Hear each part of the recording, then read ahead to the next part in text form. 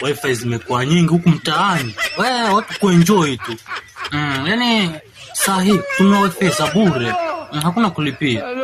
Wa kulipia ni wewe mwenye wifi. Lakini wengi sasa ni sasa ambao tulipia. Ani jamaa kija tunamconnectia tayari. Mwingine naye anaenda kumconnectia mwingine anaenda kumconnectia mwingine. Lakini sasa negativity ya wifi ile, yani mtu anatumia wifi kimatusi. Ani sasa watumia wifi ya bure lakini mtandaoni malizi, yani matusi kwa wingi wewe. Yani komenti ujinga na unui bando ni wifi ya bure hii. Takushinda wewe mwenye wifi ametulia. Positivity yani ni ile raha ya wifi, enjoy yani bila shida. Yani unui bando wewe. Wako kama mzembe mvivu yani. Fanya kazi yoyote yani ile, yani wifi wewe ukatumia kwa masaa hata 5.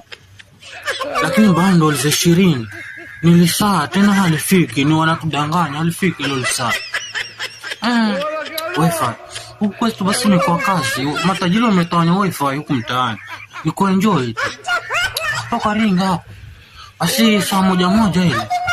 Njoo jione watu wamemwaga mtandari hapo vijana, yani kila mtu ako busy na msimu wake wa mkopo ule wa Samsung mwanzo A07.